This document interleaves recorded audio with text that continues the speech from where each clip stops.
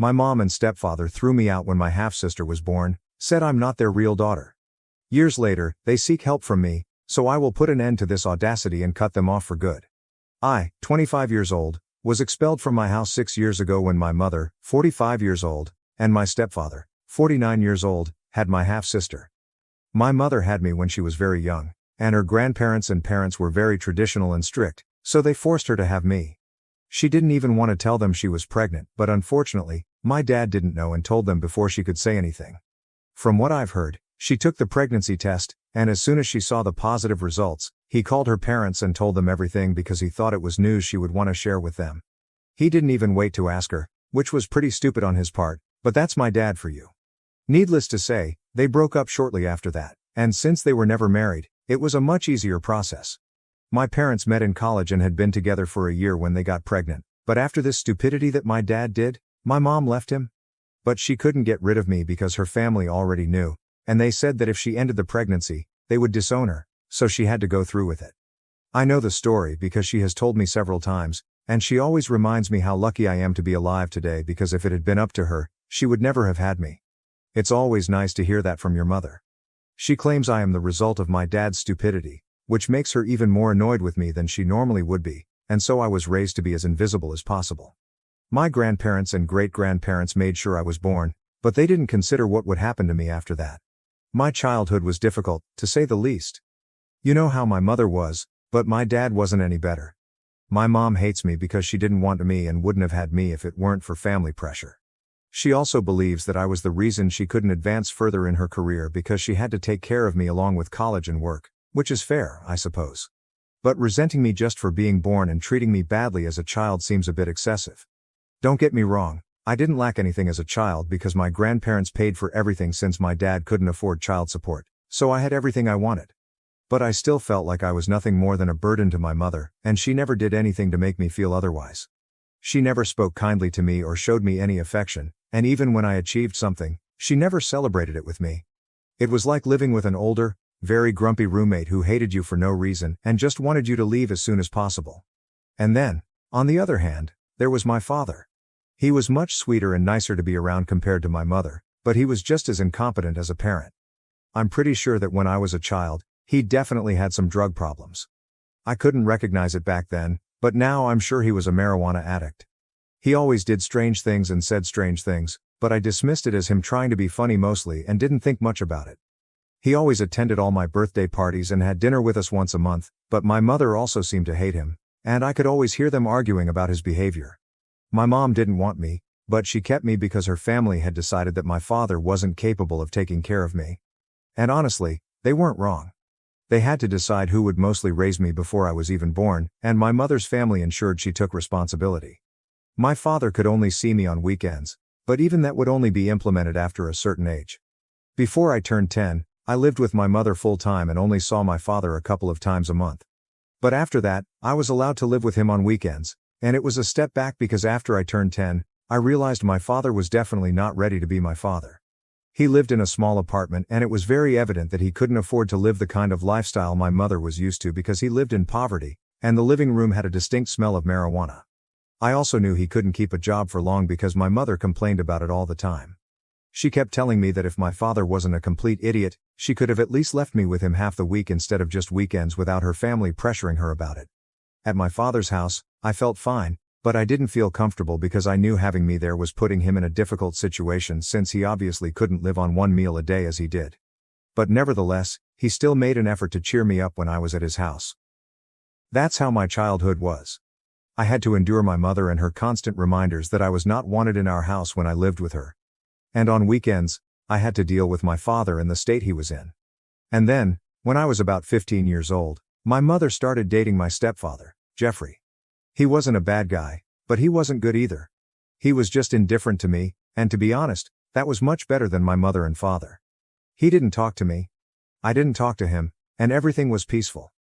Anyway, they were together for a few years, and then, when I was 17, they got married. 2 years later, they announced they were pregnant, and it really didn't concern me because it had nothing to do with me. I went on with my life and followed my routine as usual, but I had no idea what was coming. When I turned 18, I decided to take a gap year instead of going to college and get some work experience first. I regret that decision. I should have gone to college when I had the chance because my grandparents were ready to pay for it. But a few months after my 18th birthday, my mother and her parents had a very bad fight over some nonsense I don't even remember, and they stopped talking to each other. This also meant they stopped sending me money, and I was on my own. Fortunately, I was working as an intern at the time, so I was getting some money. On my 19th birthday, I started applying to universities, and my mother was 7 months pregnant at the time. Even then, she didn't tell me anything about what was going to happen when my half-sister was born. However, just a week after my half-sister was born, and my mother returned home from the hospital, she and Jeffrey sat me down and told me they had something important to tell me. I was a little surprised because I couldn't imagine anything my mother had to tell me that could lead to something good. When they started talking to me, they said they needed the room in the house because, now that my half-sister was born, they were going to hire a full-time nanny and needed to give her a room to stay in. There was the master bedroom that my mother and Jeffrey used to occupy, my room, and also a guest room. But my mother told me they were going to paint the guest room and convert it into a nursery. Of course, they couldn't let anyone into their own bedroom, so it was time for me to leave the house because I was already 19 years old. As an adult, I had no reason to keep living with my parents because it was getting weird, and they needed their privacy. I thought it was pretty shocking because, although I was legally an adult, I still needed a home because, eventually, I would have to come back from college, and then I would need a place to go. I told my mother, and she said that whenever I needed to come back, I could go live with my dad. But that wasn't possible because, at that time, my dad had become a severe addict. Not only did he have a drug problem, which was bad even if it was just weed, but he had also developed a gambling addiction, and his home was simply not the kind of place anyone would want to go. And obviously, I couldn't go live with my grandparents because they were not on good terms with my mother. If they didn't want to talk to my mother, there was no chance they would want to talk to me because, to them, I was just an extension of my mom. This is also why I had never had to worry about money before. As my grandparents wanted to take care of my mother, they also wanted to take care of me. But once their relationship ended, so did ours, and I knew this because I tried to contact them several times but without luck. It was bad enough that I was kicked out, but I also had to start thinking about how I was going to pay for my college education because, while I was applying, I had simply assumed that my mother would do it for me. I knew she hated me, but I thought going to college would mean I would be away from her and the family, so she would help me with that. When she told me she was kicking me out of the house, I asked her if she would be willing to pay for my college education. She just laughed in my face and said that not only was she kicking me out, but she was also cutting any tie she had with me because she had served her sentence. Now that she wasn't even in contact with her parents, she had no reason to keep me with her. I was shocked that someone could be so cruel, and I ended up crying. But she just made a face and told me that if I was going to cry, she preferred that I did it outside the house because I was ruining the atmosphere of what was supposed to be a happy day. Before that day, I had never said anything to my mother because I simply didn't want to argue with her or waste my time. But that day, I decided to stand up for myself because I wasn't going to be kicked out of the house in silence. I was going to go out kicking and screaming, but I would let her know exactly what I thought of her. I told her she was a terrible mother and always had been, and I was actually happy to finally get rid of her and that my life would be much better without her. To that, she just turned around and told me she didn't care about any of that and just wanted me to leave because now that she and her husband had a real daughter, they didn't need me anymore. I was just as unwanted as before, if not more so. I broke down once more, and I think that was practically the worst day of my life. But still, I pulled myself together a bit later, packed my things, and left the house, never looking back again. Once I left, I went straight to my dad's house and knew that, no matter what state he was in, I was going to fix it and make the best of my situation because I wasn't going to let my parents and their neglectful attitude ruin my life. When I got there, I realized my dad was in very bad shape, and his house was even worse. I couldn't even tell when it was last cleaned, judging by the looks of it, and there was trash all over the floor. He probably hadn't even bathed in a long time. By then, I knew he hadn't had a job for almost a year. He was losing money left and right due to his gambling addiction. He was lucky that his dad had passed away a few months ago and left him some money, which he was now wasting. As soon as I arrived at my dad's, he tried to tell me he was happy to see me, but he was too high to say anything. He just smiled at me and thought that would be enough, but I wasn't in the mood. I had already had a very bad day and simply couldn't deal with it anymore. He had a joint he was smoking, so I walked over to him and snatched it out of his hands because I was going to make sure he stood up as a father and did everything for me that he hadn't been doing my whole life. I wasn't going to let his bad habits ruin my life, so I told him I was here to stay forever because my mother had kicked me out, and now he had to make up for everything he hadn't done for me and really change his behavior. He thought I was joking and tried to pick up his joint from the floor, but that's when I lost it and ended up slapping my dad across the face. I regret it. I shouldn't have done it, but I was losing my mind about my future and just lost sight of what was important at that moment. But it didn't lead to anything bad, so I guess it was meant to happen. When I slapped him, I immediately started apologizing, but he was really angry, so he went back to his room and closed the door. There was only one room to begin with, so I decided to stay in the living room. But the next morning, it was he who came to me and asked what exactly had happened the night before. He was already sober by then, so I told him everything in great detail and told him that I now needed his help and wanted him to improve his life because I wanted a better future for myself. And for that, I would need his help and cooperation, so he couldn't just gamble and do drugs all day as he was used to. He was a little surprised that my mother had kicked me out and called her to ask about it, but she didn't answer. So that was the day it was decided that I would live with him. And since he had no money, he couldn't afford to send me to college, but he promised me that he would do his best to be a better father to me because that slap really woke him up in an important way. It wasn't easy, and it was an uphill battle from that point on. My dad relapsed into his old habits several times over the next few years, but still, I stood by his side, and he promised me he would keep trying to get better. I couldn't go to college, but I also couldn't waste time at home, so I decided to apply for some internships at some companies. I got selected for a few of them. They paid well, but not enough to support a nice lifestyle or pay for college, because if I applied to go to college, I would have to leave and give up my internship, and then I would have no money. I wasn't ready to take out a student loan because, at that time, I wasn't sure if my dad would be able to improve his life, and I didn't want to dig a hole for myself that I couldn't get out of. So I dedicated myself to working, and when I wasn't working, I was doing household chores because the house had to be clean, and I couldn't allow my dad to live the way he had been living for so long. I wasn't the only one looking for a job. My dad was also doing the same, but since he hadn't been working for a long time and had a bit of a bad reputation due to his previous employers, who didn't like him because he was always high at work, it was harder for him than it was for me. It was also much more frustrating for him because his daughter was bringing home money, but he wasn't, and that certainly irritated him. However, neither of us had anywhere else to go, so despite everything, we had to stay together and deal with everything together. Finally, about 3 years ago, something great finally happened to us. My dad was working as a store manager, but he was barely paid, and the hours were long. I was working as an accountant, and they paid a little better, but it was a very tedious desk job. However, one of my friends who lived in another state told me that her father was expanding his business and opening a new branch in my city. This friend of mine had known me since we were in high school together. Her parents divorced, and she moved to another state with her father, but she comes back for the holidays every year to meet with me, and that's what we usually do. She knew all about me and the problems I had been going through over the last few years.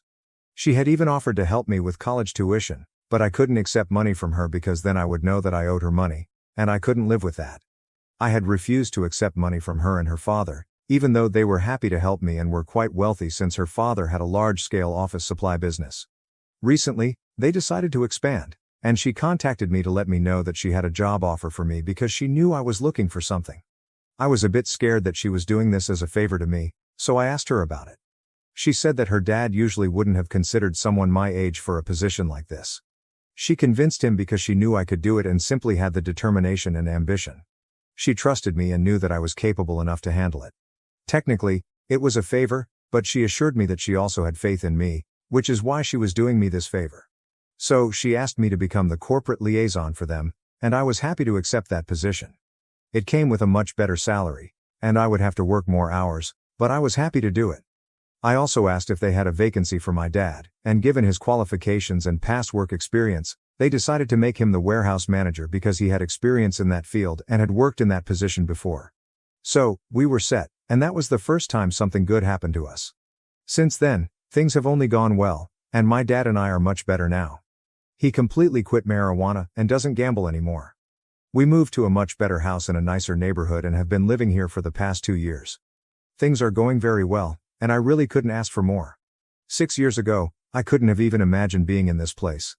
As for my mother, I had no contact with her after leaving the house, and I have no idea what she has been doing all these years. But 2 weeks ago, she contacted me and said she needed my help. She sounded quite desperate, and I could tell that something serious had happened, so I decided to listen to her. Apparently, my mother quit her job shortly after I left, and she and Jeffrey started their own business. But unfortunately, it had been going badly for a long time, and I don't know why, but they kept investing in it and putting money into a place where they knew they weren't getting any return. So, surprisingly, they ended up bankrupt and now had a lot of debts and were selling everything to pay back all the people they had borrowed money from. But then they came up short. My mother had heard from a relative that my father and I had moved to a better house, so she assumed that we were doing well now. So, she thought it would be a good idea to call me and ask for help. She didn't even apologize. She just said we should leave everything in the past and put aside our differences because this wasn't just about her. She also had a young daughter whose future was at stake, and if I had any kindness in my heart, then I would help them and pay off some of their debts. I thought it was very bold of her to ask me for help after what she had done to me. And just to annoy her, I decided to agree with her on the phone call and play along. But honestly, I had no intention of giving her any money or paying off any of her debts. Still, I told her I would look into it and help her only because I felt petty. So, for a few days, I kept her fooled and talked to her every day while she told me about their finances and stuff like that. I listened, knowing I wasn't going to contribute in any way and that this was all just a ruse. But she didn't know that, and I kept hoping that she would apologize or something. But that apology never came, and that made me feel much less guilty about what I was about to do. And then, 2 days ago, she finally asked me when I was going to send the money. So, I told her the truth, that I wasn't going to send her any money and that she had been fooled. I reminded her of what she had done to me all those years ago and, not only that, but also the way she had treated me during my childhood. She was foolish to expect me to help her after everything that had happened, and she hadn't even apologized. So, she had no reason to expect anything from me. She was a terrible human being and a terrible mother, and I would make sure everyone knew it. So, I hung up before she could say anything, and I made my post about all of it. I narrated my entire story and even included the part where my mother had come to me 2 weeks ago, begging for help and acting as if she was entitled to my money and contribution. It was just ridiculous and stupid of her, and I wanted everyone to know it. So, that's why I did it. Personally, I don't see anything wrong with it, but my father thinks I took it too far and shouldn't have done it. I don't know what my mother's reaction was because, after that phone call, I practically blocked her everywhere. But I know my relatives can still see the post, and everyone who knew my mother now knows what she has been doing and how she treated me in my childhood. I think it was necessary to expose my mother because she always pretended to be a very kind person and a successful career-driven woman. But, well, that was all a lie now, and I think I did the right thing. But my father thinks I shouldn't have said anything and just ignored her the first time she reached out to me for help instead of playing along and things like that because that's just cruel. And I'll admit it, it was cruel, and that was the intention behind it. She had been cruel to me my whole life. I think this was fair, and I'm not in a movie. I don't need to do everything right and set an example for other people. I can do whatever I want. But anyway, my father thinks I took it too far and is now insisting that I apologize. So, am I the bad one for promising my toxic mother that I would help her pay her debts and then backing out at the last minute and then exposing her online? Update 1. Hi, so I followed the advice most of you gave me and decided to sit down with my dad to talk about the matter. It worked, which was nice. He really wasn't an active father for most of my childhood, or at all, to be honest. He was always high and seemed not to care about anything.